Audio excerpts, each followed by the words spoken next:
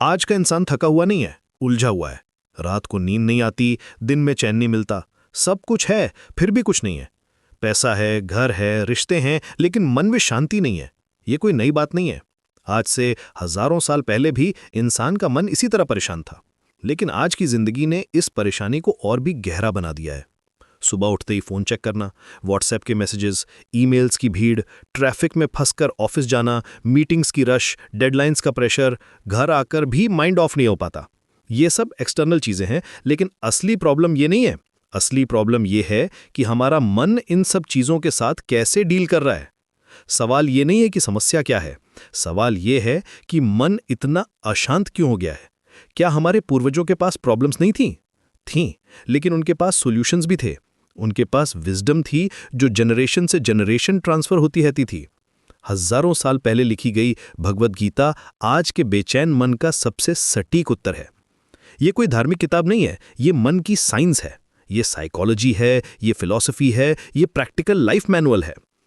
गीता में जो बातें कही गई हैं वे आज भी उतनी ही रेलेवेंट हैं जितनी हजारों साल पहले थीं। आज हम जानेंगे कि आपका मन क्यों अशांत है और गीता के अनुसार इसका समाधान क्या है। ये कोई थ्योरेटिकल डिस्कशन नहीं है, ये प्रैक्टिकल विजडम है जिसे आप अपनी डेली लाइफ में अप्लाई कर सकते हैं। पहली वजह है लगातार भटकता हुआ मन। गीता में कहा गया है, चंचलम ही मनः कृष्णा। मन चंचल है, ये एक जगह नहीं टिकता। ये मंकी माइंड की तरह है, एक ब्रांच से दूसरी ब्रांच पर कूदता रहता है। आज हम यहां हैं, मन कहीं और है। काम कर रहे हैं, मन कुछ और सोच रहा है। जब मन को दिशा नहीं मिलती तो वो चिंता बन जाता है। आपका मन एक स्मार्टफोन की तरह है जिसमें हजारों टैब्स खुले हैं। हर टैब में कुछ ना कुछ चल रहा है। कल का प्रेजेंटेशन, अगले महीने की ईएमआई, बच्चों की पढ़ाई, माँ की तबीयत, बॉस का मूड, मार्केट का गिरना, सब कुछ एक साथ। इसीलिए मन थक जाता है। ये मल्टीटास्किंग नहीं है, ये मेंटल कियोस है। आधुनिक साइंस भी ये प्रूव कर चुकी है कि ह्यूमन ब्रेन मल्टीटास्किंग नहीं कर सकता। जब हम एक साथ कई काम करने की कोशिश करते हैं तो एक्चुअली हम टास्क स्विचिंग कर रहे होते हैं। ये स्विचिंग प्रोसेस बहुत एनर्जी कंज्यूम करता है और एफिशिएंसी घटा देता है। गीता का समाधान है कर्म योग। अपने काम में पूरी तरह डूब जाओ। जो काम हाथ में है उसे पूरे फोकस के साथ करो, रिजल्ट की चिंता मत करो। ये सिंगल पॉइंटेड अटेंशन है। जब आप प्रेजेंट मोमेंट में होते हैं तो मन अपने आप शांत हो जाता है। ये कोई थ्योरी नहीं है, ये प्रैक्टिकल टेक्निक है। इसे आप छोटे छोटे एक्सपेरिमेंट से समझ सकते हैं। जब आप टी पी रहे हो तो सिर्फ टी पर फोकस करें, उसका टेस्ट, उसकी वार्मथ, उसकी स्मेल। फोन मत देखें, कुछ और मत सोचें। सिर्फ 5 मिनट का एक्सपेरिमेंट है। आप देखेंगे कि इन 5 मिनटों में आपका मन कितना काम हो जाता है। दूसरी बड़ी वजह है कंपैरिजन। हम दूसरों से अपनी तुलना करते रहते हैं। वो मुझसे ज़्यादा सक्सेसफुल है, उसके पास बेहतर कार है, उसकी सैलरी ज़्यादा है, उसका घर बड़ा है, उसके बच्चे ज़्यादा इंटेलिजेंट हैं। सोशल मीडिया ने इस प्रॉब्लम को और भी बढ़ा दिया है। हर स्क्रोल पर कोई ना कोई आपसे बेहतर लाइफ जी रहा है। इंस्टाग्राम पर हर फोटो परफेक्ट है, फेसबुक पर हर फैमिली हैप्पी है, लिंक्डइन पर हर प्रोफेशनल सक्सेसफुल है। लेकिन ये रियलिटी नहीं है, ये क्यूरेटेड वर्जन है। लोग अपनी बेस्ट मोमेंट शेयर करते हैं, वर्स्ट मोमेंट्स नहीं। आप अपनी बिहाइंड द सीन्स रियलिटी को दूसरों के हाईलाइट रील से कंपेयर कर रहे हैं। कंपैरिजन का साइकोलॉजी ये है कि ये नेवर एंडिंग गेम है। आप जितना भी अचीव कर लें, हमेशा कोई ना कोई आपसे आगे मिल जाएगा। ये एक रेस है जिसका कोई फिनिश लाइन नहीं है। आप दौड़ते रहेंगे और थकते रहेंगे। लेकिन गीता कहती है कि हर आत्मा की यात्रा अलग है। आपका पाथ यूनिक है, आपके चैलेंजेस अलग हैं, आपके अपॉर्चुनिटीज अलग हैं, आपकी सर्कमस्टेंसेस अलग हैं। तुलना आपकी ऊर्जा चुरा लेती है और आपकी शांति भी। यह एक पॉइजन है जो धीरे धीरे आपको अंदर से खत्म कर देता है। गीता का सोल्यूशन है स्वधर्म। अपना काम करो, अपनी जर्नी पर फोकस करो। दूसरे का धर्म भले ही अट्रैक्टिव लगे, लेकिन वो आपके लिए नहीं है। हर पर्सन का अपना टाइमिंग है, अपना पेस है। कोई 25 की एज में सक्सेसफुल हो जाता है, कोई 40 की एज में। कोई फास्ट ट्रैक पर चलता है, कोई स्लो एंड स्टेडी अप्रोच अपनाता है। जब आप अपने पाथ पर चलते हैं तो कंपैरिजन ऑटोमेटिकली बंद हो जाती है। आप अपने येस्टरडे के वर्जन से कंपेयर करते हैं, दूसरों से नहीं। ये हेल्दी कंपटीशन है अपने साथ। तीसरी वजह है अटैचमेंट और एक्सपेक्टेशन। हम चीज़ों से, लोगों से, रिजल्ट से जुड़ जाते हैं। फिर जब वे हमारी एक्सपेक्टेशन के अनुसार नहीं होते तो हम दुखी हो जाते हैं। हम दुखी किसी के जाने से नहीं होते, हम दुखी अपनी आसक्ति से होते हैं। ये बहुत सटल पॉइंट है। लॉस से पेन नहीं होता, अटैचमेंट से पेन होता है। अगर आप किसी चीज़ से अटैच नहीं हैं तो उसके जाने से कोई प्रॉब्लम नहीं है। लेकिन जब आप डीपली अटैच्ड हो जाते हैं तो इवन टेम्पररी सेपरेशन भी अनबेरेबल लगता है। आसक्ति बंधन बन जाती है। आप किसी को इतना प्यार करते हैं कि उसके बिना जी नहीं सकते। ये प्यार नहीं है, ये डिपेंडेंसी है। ट्रू लव में फ्रीडम होती है, अटैचमेंट में बॉन्डेज होती है। ट्रू लव में आप चाहते हैं कि दूसरा पर्सन हैप्पी रहे, चाहे वो आपके साथ हो या ना हो। एक्सपेक्टेशन भी अटैचमेंट का ही दूसरा रूप है। हम एक्सपेक्ट करते हैं कि चीज़ें हमारे अकॉर्डिंग होंगी, बच्चे हमारे अकॉर्डिंग बनेंगे, स्पाउस हमारे अकॉर्डिंग बिहेव करेगा, जॉब हमारे अकॉर्डिंग मिलेगी। लेकिन लाइफ अपना प्लान बनाकर चलती है, आपका प्लान देखकर नहीं। गीता सिखाती है निष्काम कर्म। प्यार करो लेकिन क्लिंग मत करो।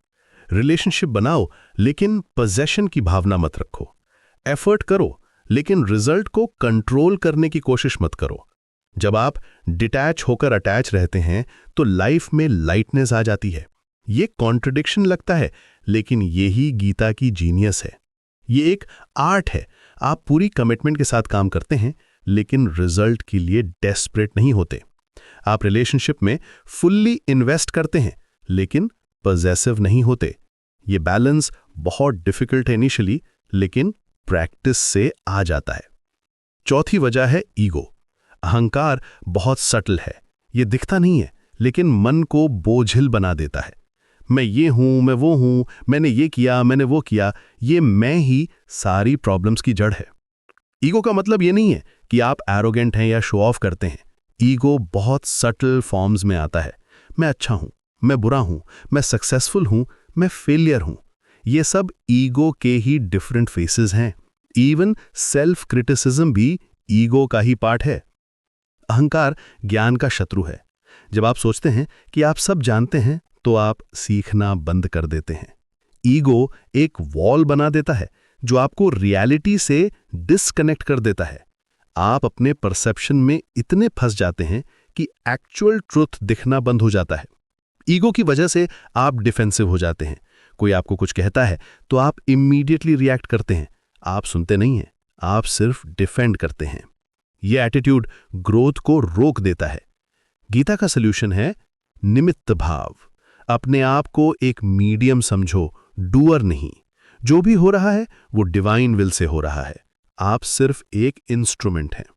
यह एटीट्यूड ईगो को डिसॉल्व कर देता है और मन में ह्यूमिलिटी लाता है। यह सरेंडर का कॉन्सेप्ट है। सरेंडर का मतलब ये नहीं है कि आप पैसिव हो जाएं। सरेंडर का मतलब है कि आप अपना बेस्ट एफर्ट करें, लेकिन रिजल्ट को यूनिवर्स पर छोड़ दें। आप अपनी रिस्पॉन्सिबिलिटी पूरी करें, लेकिन कंट्रोल करने की कोशिश न करें। पांचवी और सबसे बड़ी वजह है फ्यूचर का डर। हम हमेशा कल की चिंता में रहते हैं। कल क्या होगा, अगले साल क्या होगा, रिटायरमेंट के बाद क्या होगा, बच्चों का क्या होगा, हेल्थ का क्या होगा, मनी का क्या होगा। फियर हमेशा फ्यूचर से आता है, प्रेजेंट से नहीं। ये फियर बहुत लॉजिकल लगता है। प्लानिंग तो करनी चाहिए, प्रिपरेशन तो करना चाहिए, लेकिन प्लानिंग और वरिंग में बहुत फर्क है।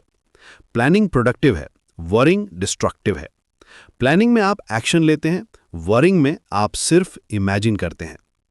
प्रेजेंट मोमेंट में कोई प्रॉब्लम नहीं होती। अभी इस वक्त आप सेफ हैं, हेल्दी हैं, अलाइव हैं, आपके पास ऑक्सीजन है, फूड है, शेल्टर है। Right now in this moment everything is okay. लेकिन माइंड फ्यूचर में जंप कर जाता है और वहां सारे मॉन्स्टर्स बनाता है। व्हाट इफ ये हो जाए, व्हाट इफ वो हो जाए। 99% चीजें जिनकी हम वरी करते हैं वे कभी होती ही नहीं है। हम इमेजिनरी प्रॉब्लम्स के लिए रियल स्ट्रेस लेते हैं। ये कितना आयरॉनिकल है। गीता कहती है कि वर्तमान में जीना ही योग है। पास्ट गया, फ्यूचर अभी आया नहीं, जो है वो अभी है। जब आप प्रेजेंट में होते हैं तो फियर ऑटोमेटिकली चला जाता है। फ्यूचर को डिवाइन पर छोड़ दो और प्रेजेंट में पूरी तरह जी जाओ। ये प्रैक्टिकल कैसे करें? माइंडफुलनेस प्रैक्टिस करें। जब भी माइंड फ्यूचर में जाने लगे तो अपना अटेंशन अपनी ब्रीदिंग पर ले आएं। ब्रीदिंग ऑलवेज प्रेजेंट में होती है, ये एंकर का काम करती है। लेकिन गीता का सबसे गहरा सॉल्यूशन ये है कि मन को दबाओ मत, मन को समझो। हम हमेशा मन को कंट्रोल करने की कोशिश करते हैं, मेडिटेशन करते हैं, टेक्निक सीखते हैं, पॉजिटिव थिंकिंग करते हैं, लेकिन मन फिर भी अशांत रहता है। ये अप्रोच ही गलत है। जब आप मन को सप्रेस करने की कोशिश करते हैं तो ये और भी स्ट्रांग हो जाता है। ये साइकोलॉजी का बेसिक रूल है।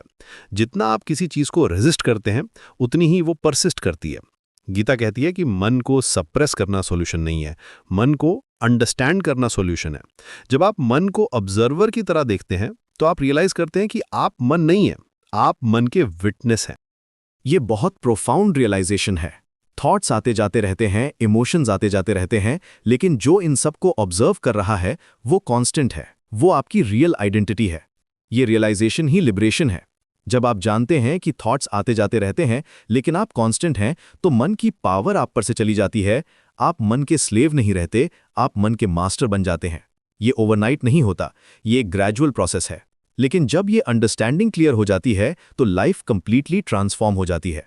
शांत मन किसी परिस्थिति से नहीं, समझ से बनता है। एक्सटर्नल कंडीशंस कभी परफेक्ट नहीं होंगे, हमेशा कुछ ना कुछ प्रॉब्लम रहेगी। मार्केट गिरेगा, रिलेशनशिप्स में इश्यूज आएंगे, हेल्थ प्रॉब्लम्स होंगे, ये लाइफ का नेचर है। लेकिन जब आपकी अंडरस्टैंडिंग क्लियर हो जाती है तो आप किसी भी सिचुएशन में पीसफुल रह सकते हैं। पीस एक्सटर्नल सर्कमस्टेंसेस पर डिपेंडेंट नहीं होती, इंटरनल अंडरस्टैंडिंग पर डिपेंडेंट होती है। गीता एक्सेप्टेंस सिखाती है, जो है उसे एक्सेप्ट करो, जो नहीं है उसके लिए स्ट्रगल मत करो। ये पैसिव एटीट्यूड नहीं है, ये इंटेलिजेंट एटीट्यूड है। जब आप रियलिटी को एक्सेप्ट करते हैं तो आप उसके साथ फ्लो कर सकते हैं। एक्सेप्टेंस का मतलब ये नहीं है कि आप कुछ नहीं करेंगे, एक्सेप्टेंस का मतलब है कि आप प्रेजेंट सिचुएशन को स्टार्टिंग पॉइंट मानकर आगे बढ़ेंगे। आप उससे फाइट नहीं करेंगे, आप उसके साथ वर्क करेंगे। रेजिस्टेंस ही सफरिंग है। जब आप लाइफ के साथ फाइट करते हैं तो आप हार जाते हैं, जब आप लाइफ के साथ डांस करते हैं तो आप जीत जाते हैं।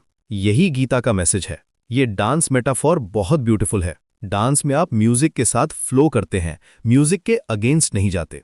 सिमिलरली लाइफ में भी आप सर्कमस्टेंसेस के साथ फ्लो करना सीखते हैं। मेंटल पीस कोई डेस्टिनेशन नहीं है, ये एक वे ऑफ बीइंग है। ये कोई अचीवमेंट नहीं है जो आपको मिल जाए और फिर हमेशा के लिए रह जाए। ये एक कॉन्टिन्यूअस प्रैक्टिस है। हर दिन आपको चूज करना होता है, पीसफुल रहना है या रेस्टलेस रहना है, अंडरस्टैंडिंग के साथ जीना है या कंफ्यूजन के साथ जीना है, प्रेजेंट में रहना है या पास्ट फ्यूचर में भटकना है। ये चॉइस कॉन्शियस होनी चाहिए। मोस्ट ऑफ द टाइम हम अनकॉन्शियसली रिएक्ट करते रहते हैं। गीता कॉन्शियसनेस सिखाती है, अवेयरनेस सिखाती है। जब आप अवेयर हो जाते हैं तो आप रिस्पॉन्ड करते हैं, रिएक्ट नहीं करते। गीता कोई मैजिक वॉन्ड नहीं है जो आपकी सारी प्रॉब्लम सॉल्व कर देगी, लेकिन ये आपको एक पर्सपेक्टिव देती है जिससे आप प्रॉब्लम्स को डिफरेंटली देख सकते हैं। जब पर्सपेक्टिव चेंज हो जाता है तो प्रॉब्लम्स का इम्पैक्ट चेंज हो जाता है। सेम सिचुएशन को आप विक्टिम की तरह देख सकते हैं या अपॉर्चुनिटी की तरह देख सकते हैं।